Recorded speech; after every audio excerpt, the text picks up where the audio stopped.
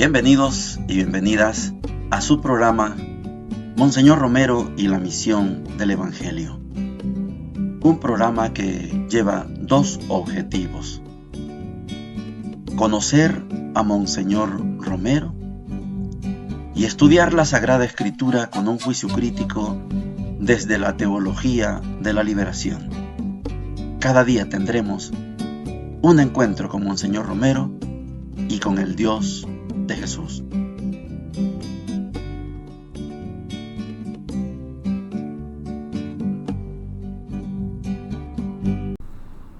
Hola, ¿qué tal? Este es su programa Monseñor Romero y la misión del Evangelio. Jueves 24 de octubre. Es el jueves de la semana número 29 del tiempo ordinario. El día de hoy vamos a escuchar la penúltima sección de esta homilía de Monseñor Romero del 9 de septiembre de 1979.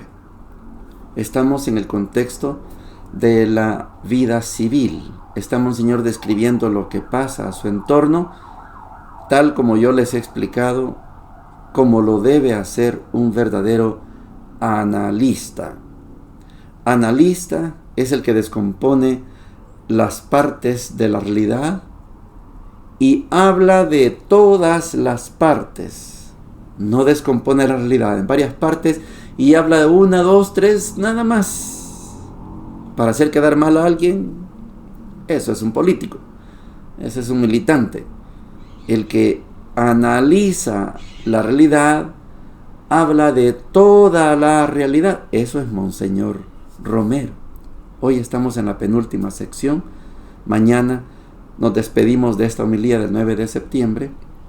Yo encantado de que usted tenga la paciencia de escuchar día a día a Monseñor Romero. Trocitos, sí, hay unas cosas que tal vez serán aburridas, pero para otros esto nos hace revivir la situación que vivimos, pero también nos hace entender cómo se debe ser como cristiano y cristiana. Oigamos a Monseñor. Nuevos reclamos de desaparecidos, ya lo hemos dicho varias veces. Sin embargo, nos aflige la perseverancia de estas madres, esposas, hijos que llegan al arzobispado. Hagamos algo. No ha sabido nada de Carlos Antonio Mendoza Valencia, estudiante de los últimos años de medicina, cumple ya 72 días de captura y no se encuentra. Su señora quedó embarazada y espera pues que su papá conozca a su tierno. Miguel Ángel Teresón Ramos también ya lleva 52 días de desaparecido. Santos Ortiz Asensio, capturado el 26 de julio. Luis Alfredo Amaya, desde el 17 de mayo, allá en Usulután. Son cartas para mí muy dolorosas, o visitas, cuando yo siento también con ellos la incapacidad de poder hacer algo por ellos. Pero aquellos que lo pueden hacer, aquellos que saben dónde están, díganlo por favor y saquen de angustia a tanta gente. Ya fue liberado, gracias a Dios, el señor Rafael Nieto Álvarez, secuestrado durante 84 días. En cuanto a los conflictos laborales, yo tengo dos aspectos breves que decir, y es el primero, la urgencia de una legislación adecuada.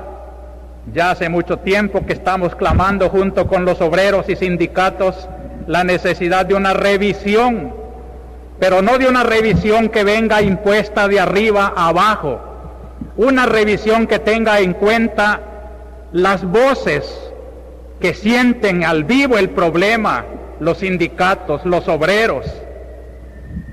Esta es la reforma que hay que hacer en diálogo de intereses mutuos de empresarios y de obreros y de la autoridad, que se dé más participación pues al obrero. Si no, la situación laboral que hoy tenemos tan conflictiva, tan explosiva, rehenes en fábricas, en empresas, intranquilidades de familias, de empresarios, todo esto sigue siendo la violencia del día porque no existen canales legales de una expresión adecuada de los intereses laborales. Quiero decirle a los obreros también que cuiden, como Cristo llamando aparte a la reflexión, que no se dejen manipular por intereses ajenos a sus reivindicaciones laborales y sean también ecuánimes en sus reclamos, teniendo en cuenta el conjunto social y no solamente su situación personal. Otros casos particulares, pues mejor los podrán leer en orientación. Yo quiero finalmente fijarme en dos declaraciones que, como les decía antes, aunque no vengan de la iglesia ni de la fe cristiana, son las voces del desierto, donde el Espíritu clama vida. Y yo quisiera que las atendieran también. Por ejemplo, el pronunciamiento de FENAPES, Federación Nacional de Pequeña Empresa, cuando insiste las huelgas y tomas de fábricas, propiedades, iglesias, por un lado, los secuestros y asesinatos de maestros, estudiantes, sacerdotes, etcétera, la fuga de capitales y las actitudes beligerantes de algunas publicaciones, lejos de contribuir a la comprensión y a la calma, propician y animan un estado de psicosis colectiva totalmente dañino para el logro de los objetivos que anhela la población. También muy de acuerdo en esa atención a la clase media, que en El Salvador, como en cualquier país, son fuerzas de salvación. No las destruyamos ni las despreciemos, sino sepamos revitalizarlas y que ellas se revitalicen con criterios cristianos para ser verdaderamente la clase providencial en la situación del país. También cree necesario recordar a la ciudadanía en general que el logro de la paz social es necesario el concurso de todos los salvadoreños, incluso los que actúan como meros espectadores pasivos. Las asociaciones profesionales y de gremio deben pronunciarse y aportar ideas, alternativas de solución, razonamientos que concurran a una salida legal de pacificación y democratización de la salvadoreñidad. Muy de acuerdo, siempre hemos estado diciendo que en esta hora nadie tiene que ser pasivo y que el que más recibió tiene que dar más. El profesional, los gremios de profesionales, que no vivan solo para sí, para sus ventajas, para su familia, que den lo que han recibido para el bien común de la patria. Creo que tenemos 4 palabras que aprender de Monseñor Romero en este análisis que está haciendo de la situación política del país. Ayer vimos la palabra diálogo. Siguen los desaparecidos. ¿Por qué desaparecen? Como canta Rubén Blade y Maná. ¿Por qué desaparecen los desaparecidos? ¿Por qué se ametrallan? Porque hay una ley que le llaman Ley General del Orden Público. ¿Quién construyó esa ley? El gobierno, por órdenes de la oligarquía. Necesitamos diálogo. Segunda palabra, necesitamos leyes. No como esa ley. Esa ley es injusta, es impuesta. Esa ley general del orden público no nos sirve. Esa le sirve a la oligarquía, no al pueblo. Al pueblo lo masacran, lo torturan, lo encarcelan. Si los capturan, deben ser remitidos a los tribunales. No, 58 días desaparecido, pero fue capturado. ¿Cómo capturado y desaparecido? Es una violencia institucionalizada. Es el Estado el que está reprimiendo. Estamos en septiembre y en mayo el Papa Juan Pablo II le dice a Monseñor Romero: llévese bien con el gobierno. Si el gobierno es el que nos está matando, ¿cómo me voy a ver bien con el gobierno? Necesitamos leyes, pero leyes consensuadas, donde participen todos los gremios. Tercera palabra, necesitamos respeto. Respeten a la FENAPES, respeten a la clase media, no la destruyan, potencienla, ayúdenla, porque la clase media, esta federación, es un instrumento de liberación. Y la cuarta palabra, compartan. Es que el mandato cristiano es claro, compartan. No es solamente el hecho de creer, ya creo en Dios, aleluya, gloria a Dios. No. Diálogo, leyes, respeto y compartir. Si somos verdaderos cristianos, tenemos que ser, estas son las palabras que intuyo de Monseñor Romero, tenemos que ser instrumento de liberación. Fue lo que clamó y escribió Medellín. Esa generación de obispos de Medellín que dijo, hay un sordo clamor por una liberación que no les llega de ninguna parte.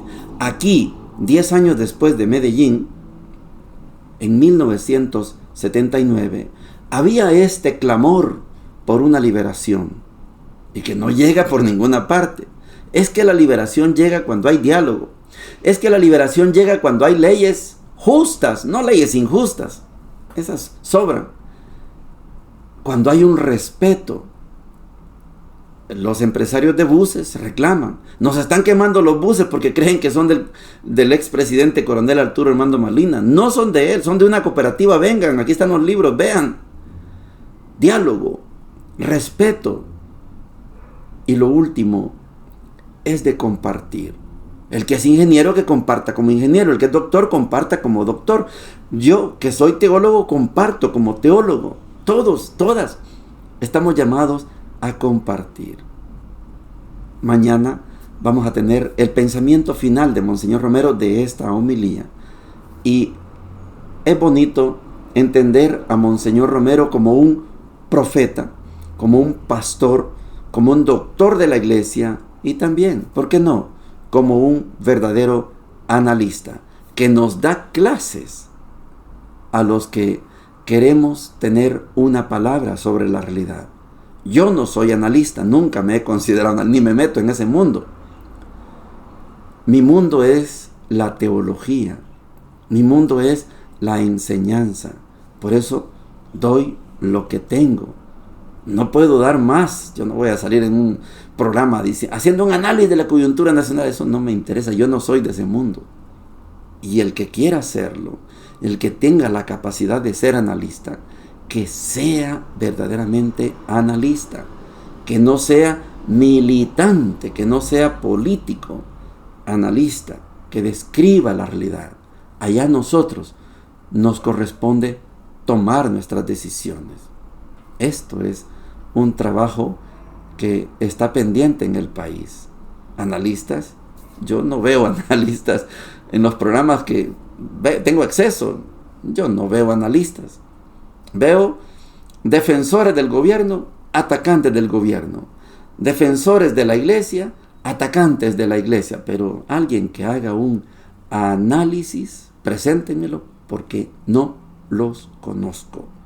No tengo a nadie. Para mí, un analista es el que tiene la voz y la libertad que tenía Monseñor Romero. Pasemos a las lecturas. Estamos en Carta a los Romanos, capítulo 6, versículos 19 al 23. Dice lo siguiente: Hermanos, voy a hablarles de una manera humana, teniendo en cuenta la debilidad natural de ustedes. Si antes entregaron sus miembros, haciéndolos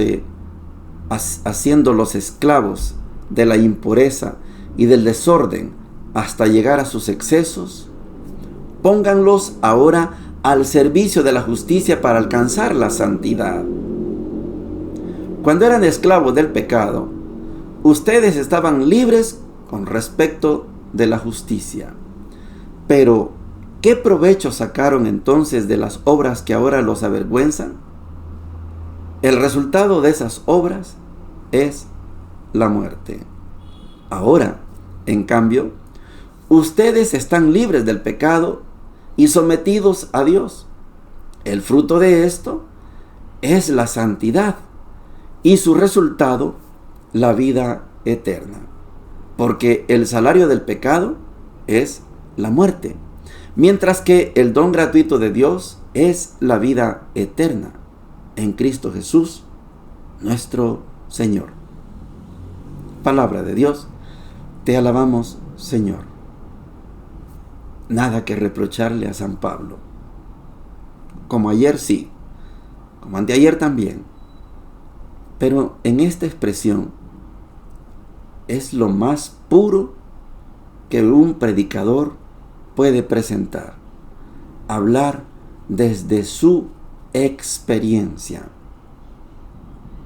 Pablo creía, cuando era fariseo, creía que estaba con Dios, capturando, secuestrando, a lo mejor matando cristianos, gozándose cuando mataban a un cristiano, como narra los Hechos de los Apóstoles en el capítulo 7 y 8, cuando Pablo está presente, cuando están apedreando a Esteban. Él estaba ahí. Escuchó el discurso de Esteban. Pablo no aprendió de Esteban.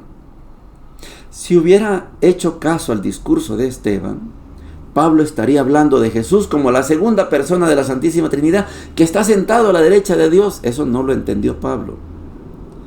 Pablo entendió que Jesús es el Mesías esperado. Por eso escribe y habla con libertad. Lo meten preso, pero los soldados romanos. No el Sanedrín lo hubiera apedreado. Esa era la ley. Lapidado, como mataron a Esteban, como querían matar a la mujer pecadora.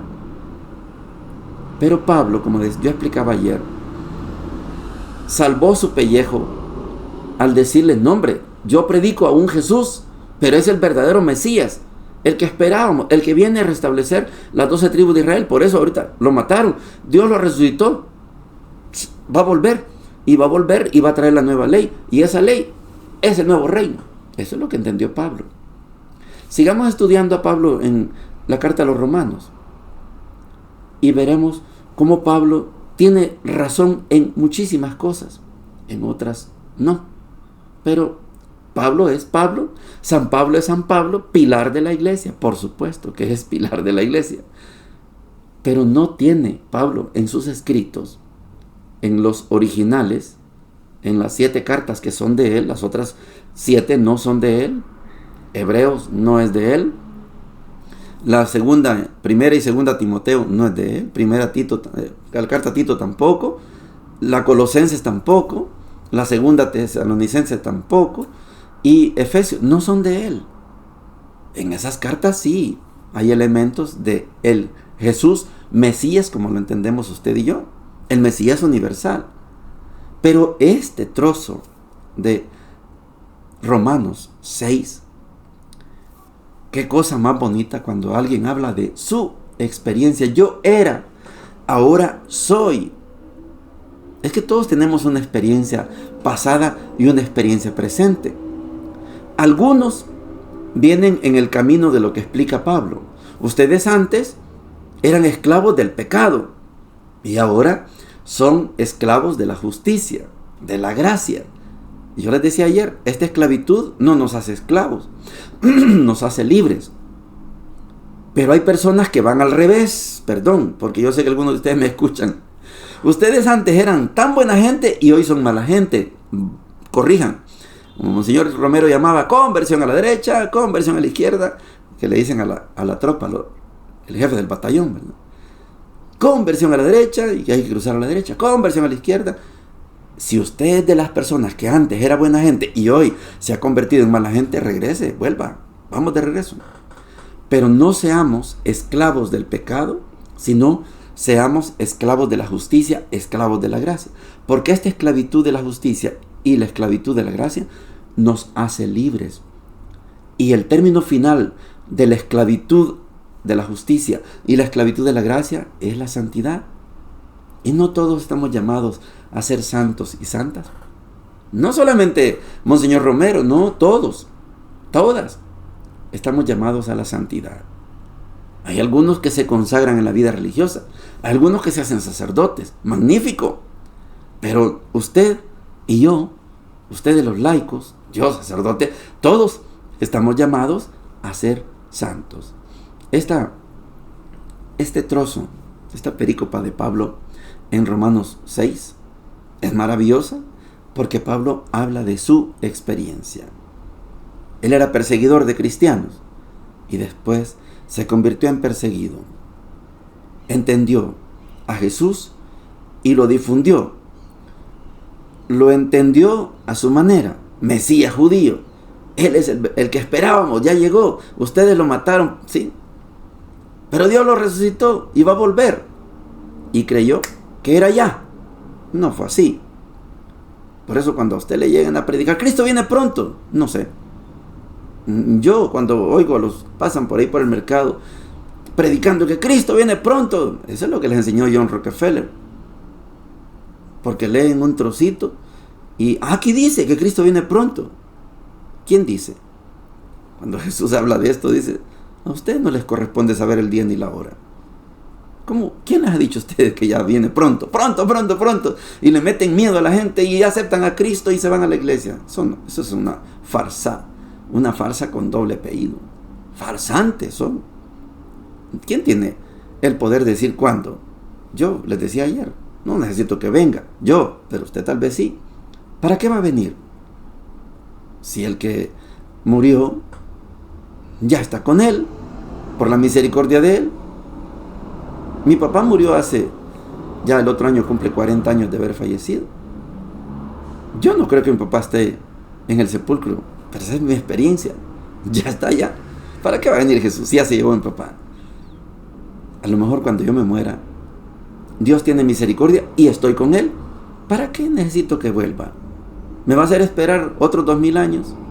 No, pero lo cierto es que dejar la vida del pecado me hace hombre libre, la hace a usted mujer libre, y por lo tanto al ser libre, completamente libre, usted y yo somos santos.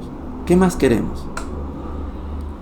Queremos caminar las calles de oro con Jesús, está bueno, caminemos las calles de oro. Queremos tener alitas, como está bueno, pero libres, hombres y mujeres libres. El evangelio de hoy, Lucas capítulo 12, versículos del 49 al 53, dice lo siguiente. Jesús dijo a sus discípulos, yo he venido a traer fuego sobre la tierra y cómo desearía que ya estuviera ardiendo. Tengo que recibir un bautismo y qué angustia siento hasta que esto se cumpla plenamente. ¿Piensan ustedes que he venido a traer la paz a la tierra? No. Les digo que he venido a traer la división. De ahora en adelante, 5 miembros de una familia estarán divididos, 3 contra 2 y 2 contra 3. El padre contra el hijo contra el padre, la madre contra la hija contra la madre, la suegra contra la nuera y la nuera contra la suegra. Palabra del Señor. Gloria y honor a ti, Señor Jesús. Si usted es, yo no soy, si usted es fundamentalista, yo no soy fundamentalista. Hay otros que sí. Si usted es fundamentalista, va a aplicar esto al pie de la letra. Que le vaya bien. Yo no. ¿Es obligación que en una familia 2 contra 3, 3 contra 2? No, en absoluto. No. Tengo que invitarles a revisar cuál es la intención del Evangelio de Lucas. Lucas está formando, así presenta Lucas a Jesús. Jesús está formando la comunidad. Mateo presenta a Jesús formando el nuevo pueblo de Dios. Y ese nuevo pueblo de Dios es la iglesia. Allá es una palabra muy grande en Mateo. Pueblo de Dios, iglesia. Lucas se dedica a presentar a Jesús formador de una comunidad. como semilla, como cigoto, como embrión, como usted le quiera llamar. La comunidad en Lucas es un granito de mostaza que después se va a hacer grande. Mateo no piensa de esa manera. Mateo está formando un pueblo, el nuevo pueblo de Dios, que esa es la iglesia. Aquí estamos en una experiencia de formación de la comunidad. ¿Creen que he venido a traer la paz? No, he venido a traer la división. Ser de la comunidad de Jesús, según Lucas, es crearse enemistad, es crearse rivalidad. Usted conoce experiencias de hogares que fueron católicos todos, pero alguien de la comunidad, de la familia, aceptó a Cristo y le dijeron, ahora tiene que convencer a toda su familia, porque tiene que salvar a toda la familia. Le metieron el concepto de salvación. Si los hermanos suyos, su familia, su papá, su mamá, no aceptan a Jesucristo, se van a condenar y va a ser culpa suya porque, y entonces usted se siente que debe cambiar a toda la familia. Así le enseñaron. Aceptó a Cristo. Se le olvidó que ya había sido bautizado. Aceptó a Cristo y ahora llega la tarea de y pasan peleando día y noche porque quiere que a fuerza toda la familia se haga de su iglesia. Ese es el concepto que enseñó Martín Lutero. La fe, la fe, la fe, la fe. Y porque no entienden, este trocito no lo entienden, como formar la comunidad de Jesús. Los discípulos de Emaús caminaban decepcionados, pero al tener la experiencia de Jesús, fueron a contar. No dijeron, miren, ustedes también tienen que creer, si no se van a condenar. No, miren lo que nos pasó a nosotros. Cada integrante de la familia tiene que ser testimonio. El papá, testimonio. La hija, el hijo, la nuera, la suegra, testimonio. Testimonio de que es miembra de la comunidad. Cuando usted se convierte en testimonio, decía el padre Peyton, familia que reza unida, permanece unida. Pero no está hablando Jesús de que algunos van a aceptar a Cristo, como Martín Lutero les enseñó, y van a ir a desarmar la familia. No se trata de eso. Jesús en Lucas está formando una comunidad. Esta comunidad va a estar en medio de la sociedad. Pero eso no trae paz. Eso trae división. Pero la comunidad poco a poco, va a ir creciendo. Esto fue lo que describe Hechos de los Apóstoles. No se vayan de Jerusalén, quédense, les voy a enviar el Espíritu. Y llegó el Espíritu, y ese día con la predicación de Pedro, se sumaron 3,000. Eran 100, 120, los cálculos de los estudiosos llegan hasta ahí, 100, 120, ahí estaba la Virgen María, ahí estaban las mujeres que acompañaban a Jesús, ahí estaba una parte de la multitud que lo seguía, ahí estaban los 11, Judas se había ahorcado. 100, 120. Y ese día se les unen 3,000.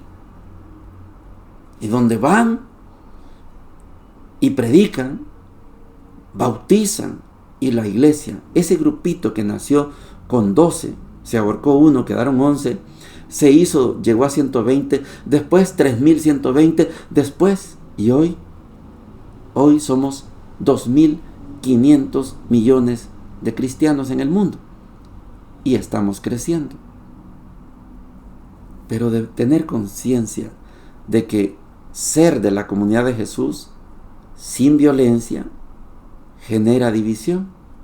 Unos aceptan, otros no. Pero la base es el testimonio de ser de la comunidad de Jesús. No es acepte al Señor en su corazón. Esa es otra cosa. Testimonio.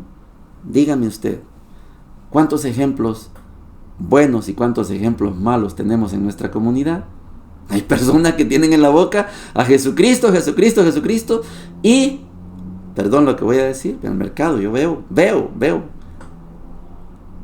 dice que son cristianas y sacan un cuchillo y le meten el cuchillo a la pelota porque los niños andan jugando en los pasillos. ¿Es cristiana esa señora? No sé si me escucha, pero esto lo veo yo ahí. ¿Es cristiana y vende cerveza? ¿Es cristiana, cristiano, y dice semejantes grandes palabras? No, el testimonio es vital para ser de la comunidad de Jesús. Testimonio.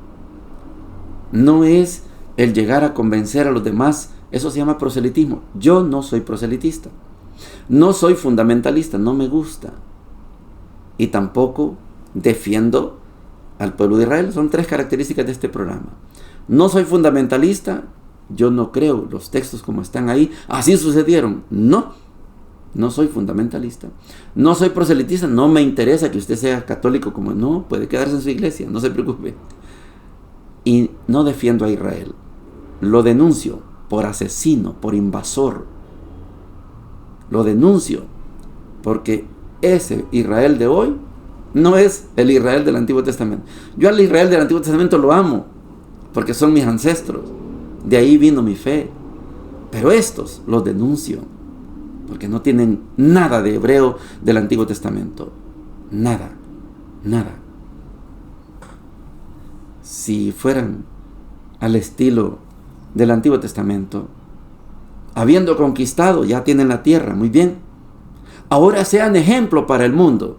Pero Netanyahu no es ejemplo para el mundo. Es odiado por el mundo.